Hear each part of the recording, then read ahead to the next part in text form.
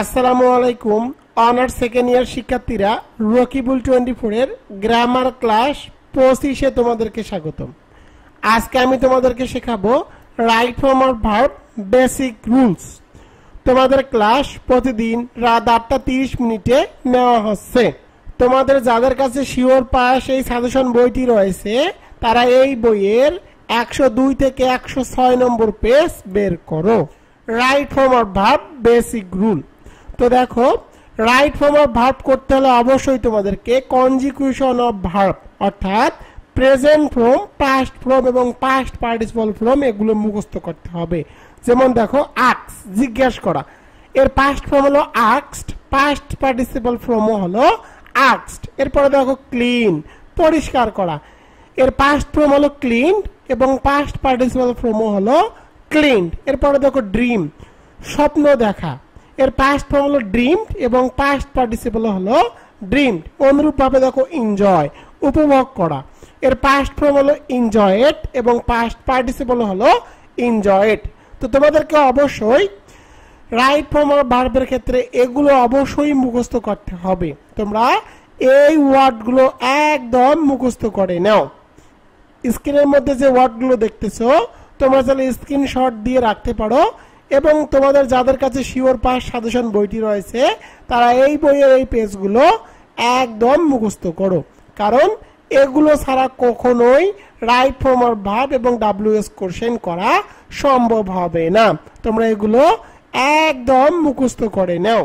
এখন আমি তোমাদেরকে ভার্ব প্লাস আইএনজি করার নিয়ম শেখাবো, কারণ রাইট ফর্ম অফ ভার্বে অনেকগুলো ওয়ার্ড আছে যে ওয়ার্ডগুলোর সাথে তোমাদেরকে আইএনজি যুক্ত করতে হবে। অর্থাৎ তোমরা কিভাবে ভার্বের সাথে আইএনজি যুক্ত করবা তার নিয়মটুকু এখন আমি তোমাদেরকে শিখিয়ে দিব। তো দেখো, কোনো ভার্বের শেষে যদি কি থাকে, ই থাকে, কোনো ভার্বের শেষে যদি ই থাকে তাহলে ই কে বাদ দিয়ে তোমরা আইএনজি যুক্ত করবা। যেমন কাম, তো দেখো কামের শেষে কি আছে, ই আছে, তো ই কে বাদ দিয়ে তোমাদেরকে আইএনজি যুক্ত করতে হবে। অনুরূপভাবে দেখো গিফট, গিফের সাথে শেষে কি আছে, ই আছে, ই থাকলে ই কে বাদ দিয়ে আইএনজি যুক্ত করতে হবে। অনুরূপভাবে তোমরা এগুলো পড়ে নিও। হ্যাভ থেকে হ্যাভিং, লাভ থেকে লাভিং, মেক থেকে মেকিং, রাইট থেকে রাইটিং। কিন্তু যদি সর্বশেষে দুইটা ই থাকে অর্থাৎ ই যদি ডাবল থাকে তাহলে সেখানে তোমাদেরকে আর ই কে লোপ করা যাবে না, অর্থাৎ ই কে বাদ দেওয়া যাবে না। যেমন এগ্রি থেকে এগ্রিং, এখানে যেহেতু ডাবল ই আছে সুতরাং এই ডাবল ই কে আর বাদ দেওয়া যাবে না, এর সাথে আইএনজি যুক্ত করতে হবে। আবার সি থেকে সিইং।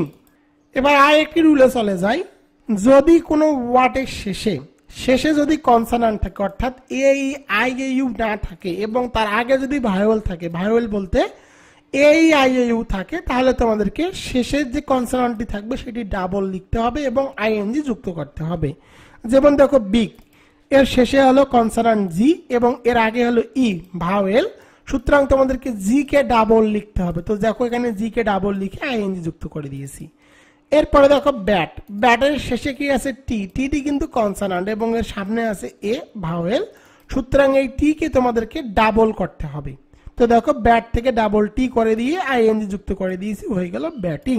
অনুরূপভাবে গেট থেকে গেটিং, রান থেকে রানিং, সিট থেকে সিটিং, স্টপ থেকে স্টপিং, হোপ থেকে হোবিং। অনুরূপভাবে তোমরা এগুলো মুখস্থ করে নাও। এবং দেখো আমি এখানে তিনটি ওয়ার্ড দিয়েছি, এই তিনটি ওয়ার্ড হলো ব্যতিক্রম। লিসেন থেকে লিসেনিং, ভিজিট থেকে ভিজিটিং, রিমেম্বার থেকে রিমেম্বারিং। এই তিনটি ওয়ার্ড তোমরা একদম মুখস্থ করে নাও, এগুলো ব্যতিক্রম। তোমরা আর একটি রুলস মুখস্থ করে নাও, যদি কোনো ভার্বের শেষে আই ই থাকে তাহলে আই ই কে পরিবর্তন করে তোমাদেরকে ওয়াই বসাতে হবে এবং এর শেষে আইএনজি যুক্ত করতে হবে। যেমন ডাই থেকে ডাইং, এখানে আই ই কে বাদ দিয়ে ওয়াই আইএনজি করে দিয়েছি।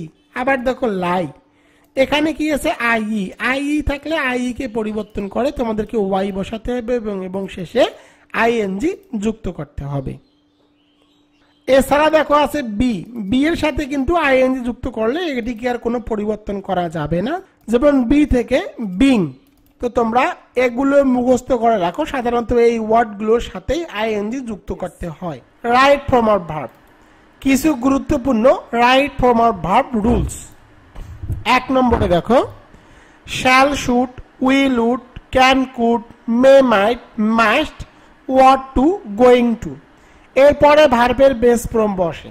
অর্থাৎ তোমরা যদি কোনো বাক্যের মধ্যে shall, should, will, would, can, could, may, might, must, ought to, going to এগুলো দেখো, তাহলে এগুলোর পরে যদি কোনো ভার্ব দেওয়া থাকে তাহলে সেই ভার্বের বেস ফর্ম বসাতে হবে। তো দেখো আমি এখানে এক্সাম্পল দিয়েছি, উই ওট টু ব্র্যাকেটে লাভ আওয়ার কান্ট্রি। তো দেখো এখানে আছে ওট টু, এরপরে কোনো ভার্ব দেওয়া থাকলে সেই ভার্বের বেস ফর্ম করতে হয়। তো লাভ এর বেস ফর্ম হলো লাভ, সুতরাং এখানে অ্যান্সার হবে লাভ। পরেরটি দেখো, ইট মে শূন্যস্থান রেইন টুডে। তো দেখো এখানে মে আছে, যদি কোনো বাক্যের মধ্যে মে থাকে তাহলে এরপরে যে ভার্বটি দেওয়া থাকবে তার বেস ফর্ম করতে হবে। তো রেইন এর বেস ফর্ম কিন্তু রেইন, সুতরাং এখানে অ্যান্সার হবে রেইন। এবার চলে যাব 2 নম্বরে। 2 নম্বরে দেখো, had better, had rather, would better, would rather, let dare, need এগুলোর পরে ভার্বের বেস ফর্ম বসে এবং টু থাকলে টু উঠে যাবে। আমি আবার বলি, had better, had rather, would better, would rather, let dare, need এগুলোর পরে ভার্বের বেস ফর্ম বসাতে হয় এবং ব্র্যাকেটে যদি টু থাকে তাহলে টুকে তুলে দিতে হবে। তো দেখো, উই হ্যাড বেটার ব্র্যাকেটে টু লিভ দ্য প্লেস। তো দেখো এখানে হ্যাড বেটার আছে, কোনো বাক্যের মধ্যে হ্যাড বেটার থাকলে ব্র্যাকেটে যে ভার্বটি থাকবে তার বেস ফর্ম করতে হবে এবং টু থাকলে টুকে তুলে দিতে হবে। তো এখান থেকে টু তুলে যাবে এবং লিভের বেস ফর্ম কিন্তু লিভ, তো এখানে অ্যান্সার হবে লিভ। এরপরে দেখো, আই উড রেদার ব্র্যাকেটে টু ডাই দ্যান বেক। তো দেখো এখানে উড রেদার আছে, কোনো বাক্যের মধ্যে যদি উড রেদার থাকে তাহলে ব্র্যাকেটে যে ভার্বটি থাকবে তার বেস ফর্ম করতে হবে এবং টু থাকলে টুটিকে তুলে দিতে হবে। তো ডাই এর বেস ফর্ম ডাই, সুতরাং এখানে অ্যান্সার হবে ডাই। এবার চলে যাব 3 নম্বরে। হ্যাভিং এবং টু বি এর পরে ভার্বের পাস্ট পার্টিসিপল ফর্ম হয়। আমি আবার বলি, হ্যাভিং এবং টু বি এর পরে ভার্বের পাস্ট পার্টিসিপল ফর্ম বসাতে হবে। তো দেখো, দ্য থিপ রান অ্যাওয়ে, এরপরে দেখো আছে হ্যাভিং, টেক দ্য মানি। তো দেখো এখানে হ্যাভিং আছে, তো হ্যাভিং থাকলে কি করতে হবে, এরপরে যে ব্র্যাকেটে যে ভার্বটি থাকবে তার পাস্ট পার্টিসিপল করতে হবে। তো দেখো এখানে টেক, তো টেকের পাস্ট পার্টিসিপল হলো টেকেন, তো এখানে অ্যান্সার হবে টেকেন। তো আমি এখানে টেক থেকে টেকেন করে দিলাম। এরপরে দেখো, I do not like to be ব্র্যাকেটে ইনসাল্ট। তো দেখো কোনো বাক্যের মধ্যে যদি টু বি থাকে, টু বির পরে ব্র্যাকেটে যে ভার্বটি দেওয়া থাকবে তার পাস্ট পার্টিসিপল করতে হবে। তো ইনসাল্ট এর পাস্ট পার্টিসিপল হলো ইনসাল্টেড, তো এখানে অ্যান্সার হবে ইনসাল্টেড। তো দেখো এখানে আমি একটি ব্র্যাকেটের রুলস দিয়েছি, be oblique get used to এর পরে ভার্বের সাথে ভার্ব প্লাস আইএনজি হয়। অর্থাৎ কোনো বাক্যের মধ্যে যদি তোমরা বি এবং গেট ইউজ টু দেখো, বি অথবা গেট ইউজ টু, বি মানে কি, বি মানে হলো এম ইজ আর, যদি গেট ইউজ টু দেখো তাহলে পরের ভার্বটির সাথে তোমাদের কি করতে হবে, আইএনজি যুক্ত করতে হবে। কিন্তু যদি শুধু ইউজ টু থাকে তাহলে ভার্বের বেস ফর্ম করতে হবে। এবার চলা যায় 4 নম্বরে। সিম্পল বাক্যে দুটি ভার্ব থাকলে দ্বিতীয় ভার্বটির সাথে আইএনজি করতে হবে, কিন্তু উদ্দেশ্য বোঝালে টু প্লাস ভার্বের বেস বসে। আমি আবার বলি, সিম্পল সেন্টেন্সে দুটি ভার্ব থাকলে দ্বিতীয় ভার্বের সাথে আইএনজি হয়, কিন্তু যদি উদ্দেশ্য বোঝায় তাহলে তোমাদেরকে টু প্লাস ভার্বের বেস ফর্ম বসাতে হবে। তো দেখো, আই স হিম ব্র্যাকেটে প্লে ফুটবল। তো দেখো এখানে কিন্তু দুটি ভার্ব আছে, একটা হলো স এবং আরেকটি হলো প্লে। তো সিম্পল সেন্টেন্সে দ্বিতীয় ভার্বের সাথে কি করতে হবে, আইএনজি যুক্ত করতে হবে। তো আমি এখানে সিম্পলি আইএনজি যুক্ত করে দিব, প্লে থেকে আইএনজি যুক্ত করে দিব, হয়ে যাবে প্লেইং। তো এখানে অ্যান্সার হবে প্লেইং, যেহেতু এই বাক্যটি দ্বারা কোনো উদ্দেশ্য বোঝায়নি। I saw him playing football, এর বাংলা অর্থ হলো আমি তাকে ফুটবল খেলতে দেখেছি। তো দেখো এই বাক্য দিয়ে কিন্তু কোনো উদ্দেশ্য বোঝায়নি, সুতরাং দ্বিতীয় ভার্বের সাথে আইএনজি যুক্ত করে দিয়েছি। এরপরে দেখো হি ওয়েন্ট টু মার্কেট ব্র্যাকেটে বাই এ শার্ট। তো দেখো এটি কিন্তু সিম্পল সেন্টেন্সে দুটি ভার্ব আছে, একটি হলো ওয়েন্ট এবং ব্র্যাকেটে ভার্ব দেওয়া আছে বাই। তো দেখো এই বাক্যটি দ্বারা কিন্তু উদ্দেশ্য বুঝিয়েছে। হি ওয়েন্ট টু মার্কেট, সে বাজারে গেল, বাই ক্রয় করার জন্য, এ শার্ট একটি শার্ট ক্রয় করার জন্য। তো সে বাজারে গেল একটি শার্ট ক্রয় করার জন্য। তো দেখো এই বাক্য দ্বারা কিন্তু উদ্দেশ্য আছে, সে বাজারে গিয়েছে একটি শার্ট ক্রয় করার জন্য। দেখো এখানে কিন্তু একটি শার্ট ক্রয় করার জন্য সে বাজারে গিয়েছে, শার্ট ক্রয় করার জন্য যেহেতু সে বাজারে গিয়ে, সুতরাং উদ্দেশ্য আছে। উদ্দেশ্য থাকলে তোমাদের কি করতে হবে, টু প্লাস ভার্বের বেস বসাতে হবে। তো সূত্র থেকে আসবে টু, বাই এর বেস ফ্রম বাই, তো এখানে অ্যান্সার হবে টু বাই। তো এই ব্যাখ্যাটি আমি তোমাদেরকে আরো বলি, যদি কোনো বাক্যের মধ্যে দুটি ভার্ব দেওয়া থাকে তাহলে দেখবা বাক্যটি দ্বারা যদি কোনো উদ্দেশ্য না বোঝায় তাহলে ভার্বের সাথে আইএনজি যুক্ত করে দিবা, আর যদি উদ্দেশ্য বোঝায় তখন তোমাদেরকে টু প্লাস ভার্বের বেস করতে হবে। 5 নম্বর, সাধারণত সেন্টেন্স যদি ভবিষ্যৎ নির্দেশক শব্দ বা ফ্রেশ হয়, যেমন tomorrow, the day after tomorrow, in future, next plus time ইত্যাদি থাকে, তাহলে তোমাদেরকে আনসার লিখতে হবে শ্যাল অথবা উইল প্লাস ভার্বের বেস। এখন তোমরা আমাকে প্রশ্ন করতে পারো, স্যার কোথায় শ্যাল বসবে এবং কোথায় উইল বসবে? সাধারণত আই এর সাথে শ্যাল বসে এবং বাদ বাকি ক্ষেত্রে সব ক্ষেত্রে তোমাদেরকে উইল বসাতে হবে। তো এক্সাম্পলে যাই তাহলে বুঝতে পারবা। আই ব্র্যাকেটে গো টু ঢাকা টুমোরো। তো দেখো এই বাক্যের মধ্যে টুমোরো আছে, যদি কোনো বাক্যের মধ্যে টুমোরো থাকে তখন তোমাদেরকে আনসার লিখতে হবে শ্যাল অথবা উইল প্লাস মূল ভার্বের বেস ফ্রম। তো দেখো এখানে আই আছে, আর আই এর সাথে সাধারণত তোমাদেরকে শ্যাল বসাতে হবে। তো শ্যাল দিলাম, এরপরে ভার্বের বেস ফ্রম করতে হবে। তো গো এর বেস ফ্রম হলো গো, তো এখানে অ্যান্সার হবে শ্যাল গো। এরপরে দেখো he join there the next day. তো দেখো এখানে নেক্সট প্লাস টাইম আছে, কোনো বাক্যের মধ্যে নেক্সট প্লাস টাইম থাকলে তোমাদেরকে আনসার লিখতে হবে শ্যাল অথবা উইল প্লাস মূল ভার্বের বেস। তো দেখো যেহেতু এখানে আই নাই এই সেন্টেন্সের মধ্যে, সুতরাং তোমাদের এখানে উইল বসাতে হবে। শুধুমাত্র আই এর সাথে শ্যাল বসে, বাদ বাকি ক্ষেত্রে তোমাদেরকে উইল বসাতে হবে। তো জয়েনের বেস ফর্ম হলো জয়েন, তো এখানে অ্যান্সার হবে উইল জয়েন। এবার চলে যাব 6 নম্বরে। এই 6 নম্বরটি তোমাদের জন্য খুবই ইম্পর্টেন্ট, কারণ এটি হলো সাবজেক্ট ভার্ব এগ্রিমেন্টের রুল। যদি কোনো সেন্টেন্সের subject honour and glory, name and address, is boy and is girl, every, is, any, dot dot body, dot dot thing. তো এখানে থাকতে পারে এনিবডি, সামবডি, সামথিং থাকতে পারে, অর্থাৎ কোনো ওয়ার্ডের সাথে যদি থিং থাকে, either, neither, many, a oblique an, one of, is of, news, mathematics, physics, economics, politics, where abouts. তো দেখো এগুলো দেখতে কিন্তু মনে হয় প্লুরালের মতো, মানে বহু বচনের মতো, কিন্তু এগুলো কিন্তু সিঙ্গুলার।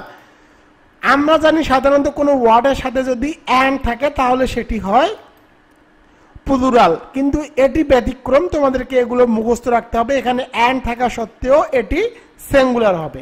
আর আমরা সাধারণত জানি কোনো ওয়ার্ডের সাথে যদি এস থাকে তাহলে সেটি হয় প্লুরাল, কিন্তু এখানে ব্যতিক্রম। তোমরা এগুলো মুখস্থ রাখবা। Honour and glory, name and address, is boy and is girl, every, is, any, dot dot body, dot dot thing, either, neither, many, a oblique an, one of, is of, news, mathematics, physics, economics, politics, where abouts. এই সাবজেক্টগুলো হলো singular subject. এগুলো যদি কোনো বাক্যের মধ্যে subject হিসাবে থাকে, ব্র্যাকেটে বি থাকলে আনসার লিখতে হবে ইজ, ব্র্যাকেটে হ্যাভ থাকলে আনসার লিখতে হবে হ্যাজ, আর ব্র্যাকেটে কোনো ওয়ার্ড দেওয়া থাকলে সেই ওয়ার্ডের সাথে এস যুক্ত করতে হবে। তো আমি আবার বলি তোমাদেরকে, কোনো বাক্যের মধ্যে যদি এই ওয়ার্ডগুলো দেওয়া থাকে তাহলে বুঝতে হবে এগুলো সিঙ্গুলার সাবজেক্ট। ব্র্যাকেটে যদি বি থাকে তাহলে তোমাদেরকে আনসার লিখতে হবে ইজ, হ্যাভ থাকলে আনসার লিখতে হবে হ্যাজ, এবং কোনো ওয়ার্ড দেওয়া থাকলে সেই ওয়ার্ডের সাথে এস যুক্ত করতে হবে। তো দেখো ইল নিউজ। তো দেখো এখানে কিন্তু কি আছে, নিউজ আছে, আর নিউজ কিন্তু সিঙ্গুলার সাবজেক্ট। তো কোনো ওয়ার্ড দেওয়া থাকলে সেই ওয়ার্ডের সাথে কি করতে হবে, এস যুক্ত করতে হবে। তো রানের সাথে এস যুক্ত করে দেব, হয়ে যাবে রানস। তো এখানে আনসার হবে ill news runs fast. Honours শিক্ষার্থীরা, তোমরা যারা honours second year compulsory English নিয়ে অনেক টেনশনে আছো, তাদের জন্য রকিবুল 24 বের করেছে sure pass honours second year English shortcut suggestion and solution non credit hard note 2024 examination 2023। Rakibul 24 পাবলিকেশনের শিওর পাস এই সাজেশন বইটির মধ্যে তোমরা কি কি পাবা। প্রথমে আলোচনা করব রাইটিং পার্ট নিয়ে। তোমাদের রাইটিং পার্টে মার্ক থাকবে 35 মার্ক। তোমরা এই সাজেশন বইটির মধ্যে পাবা দুটি পোস্টার দিয়ে সকল পোস্টার লেখার কৌশল, top 5 poster writing suggestion and answer, top 9 extra poster writing suggestion and answer, একটি নোটিশ দিয়ে সকল নোটিশ লেখার কৌশল, top 5 notice writing suggestion and answer, top 1 extra notice writing suggestion and answer, দুটি প্যারাগ্রাফ দিয়ে সকল প্যারাগ্রাফ লেখার কৌশল, top 5 paragraph writing, top 3 extra paragraph writing. এগুলো বাংলা অনুবাদ সহকারে অ্যান্সার দিয়ে দেওয়া আছে। 3টি অ্যাপ্লিকেশন দিয়ে সকল অ্যাপ্লিকেশন লেখার কৌশল, top 7 application writing suggestion and answer, একটি লেটার দিয়ে সকল লেটার লেখার কৌশল, top 5 letter writing suggestion and answer, একটি সিভি দিয়ে সকল সিভি লেখার কৌশল, top 3 CV writing suggestion and answer, একটি এসে দিয়ে সকল এসে লেখার কৌশল এবং top 9 essay writing suggestion and answer. এই রাইটিং পার্টের বাংলা অনুবাদ সহ সহজ ভাষায় উত্তর দেওয়া হয়েছে, যেগুলো থেকে তোমরা 100% কমন পাবা। এবার চলে যাব গ্রামার পার্টে। তোমাদের গ্রামার পার্টে মার্ক থাকবে 45 মার্ক। গ্রামার পার্টের আইটেমগুলো হলো 1 নম্বরে রাইট ফর্ম অর ভার্ব, 2 নম্বর WS কোশ্চেন, 3 নম্বর কারেকশন, 4 নম্বর আর্টিকেলস, 5 নম্বর চেঞ্জিং ওয়ার্ড, 6 নম্বর রিয়ারেন্স, 7 নম্বর পাংচুয়েশন, 8 নম্বর সিনোনিমস অ্যান্ড অ্যান্টিনমস, 9 নম্বর ট্রান্সলেশন বাংলা টু ইংলিশ। তোমাদেরকে যে সাজেশন বইটি দেখালাম, এই বইয়ের মধ্যে যে আইটেমগুলো তোমাদেরকে দেখালাম, সেই আইটেমগুলো প্রথমে বেসিক রুলস আছে এবং কোন কোন আইটেমের ম্যাজিক রুলস আছে। এরপরে তোমরা পাবা টপ 100 সাজেশন অ্যান্ড টেকনিক, যেগুলো রুল সহকারে সহজ ভাষায় দিয়ে দেওয়া আছে, একবার পড়লেই মুখস্থ হয়ে যাবে। এগুলো থেকে তোমরা 100% কমন পাবা। এরপরে তোমরা পাবা শর্টকাট সাজেশন, কোন কোন আইটেমে 35টি আবার কোন কোন আইটেমে 40টি করে শর্টকাট করে দেওয়া আছে। এছাড়া যে আইটেমগুলো তোমরা দেখতেছো, এই আইটেমগুলোর অল বোর্ড কোশ্চেন সলিউশন করে দেওয়া আছে এবং সর্বশেষে এক্সাম টেস্ট দেওয়া আছে, অর্থাৎ আইটেমগুলোর শেষে শেষে এক্সাম টেস্ট দেওয়া আছে। যে সাজেশনটি তোমরা ক্রয় করলে তোমাদের গৃহ শিক্ষকের বিকল্প হিসাবে সহায়তা করবে, অর্থাৎ তোমাদেরকে গ্রামার, রিটেন এবং প্যাসেজ রাইটিং এর জন্য অন্য কোনো বই বা সাজেশন ক্রয় করতে হবে না এবং কারো কাছে গিয়ে প্রাইভেটও পড়তে হবে না। এবার চলে যাবো প্যাসেজ রাইটিং এ। তোমাদের প্যাসেজ রাইটিং এ মার্ক থাকে 20 মার্ক। তো তোমাদের সাজেশন বইটি দেখালাম, এই সাজেশন বইটির মধ্যে প্যাসেজ রাইটিং লেখার টেকনিক আছে, যে টেকনিকটুকু ফলো করলে তোমরা 20 মার্কের মধ্যে কমপক্ষে হলেও 15 থেকে 18 মার্ক তুলতে পারবা। Top 100 passage writing suggestion and answer, top 5 passage writing suggestion and answer তোমরা কিন্তু এই বইটির মধ্যে পেয়ে যাবা। সাজেশন বইটির মধ্যে তোমরা পরীক্ষায় কিভাবে উত্তর লিখবা তা দেওয়া আছে। অনার্স বোর্ড কোশ্চেন 2023, এক্সামিনেশন 2022 এটিরও সমাধান সহকারে দিয়ে দেওয়া আছে। এবার আলোচনা করব তোমরা কিভাবে শিওর পাস এই সাজেশন বইটি অর্ডার করবা। Sure pass honours second year English suggestion 2024, examination 2023, শিক্ষাবর্ষ 2021-2022 প্লাস ইমপ্রুভমেন্ট। তোমরা কিভাবে এই শর্টকাট সাজেশন এন্ড অ্যান্সার বইটি অর্ডার করবা। সাজেশন নেওয়ার নিয়ম। সাজেশন নেওয়ার নিয়ম হলো, প্রথমে আমার হোয়াটসঅ্যাপ এবং ইমোতে SMS করবা। আমার ইমো এবং হোয়াটসঅ্যাপ নম্বর 01744559475। এই নম্বরে SMS করে লিখবা অনার্স ইংলিশ 2024। এরপরে আমার বিকাশ, নগদ এবং রকেটের মাধ্যমে এই সাজেশন বাবদ তোমাদেরকে 550 টাকা দিতে হবে। টাকা পেলে তোমার ঠিকানা লিখে নিব এবং সুন্দরবন কুরিয়ার সার্ভিসের মাধ্যমে সাজেশন বইটি তোমার ঠিকানায় পাঠিয়ে দিব। তুমি 2 থেকে 3 দিনের মধ্যে এই সাজেশন বইটি পেয়ে যাবা।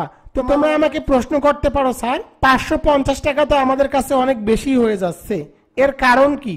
তো আমি তোমাদেরকে একটা বিষয় জানিয়ে রাখি, রকিবুল 24 প্রতি রবি, মঙ্গল, বৃহস্পতি রাত 8টা 30 মিনিটে অনার্স সেকেন্ড ইয়ার কম্পালসরি ইংলিশের উপরে শিওর পার্ট যে সাজেশন বইটি তৈরি করেছি, এই সাজেশন বইয়ের প্রতিটি ভিডিও টিউটোরিয়াল একদম ফ্রিতে আমার ফেসবুক এবং ইউটিউব চ্যানেলে আপলোড করা হচ্ছে।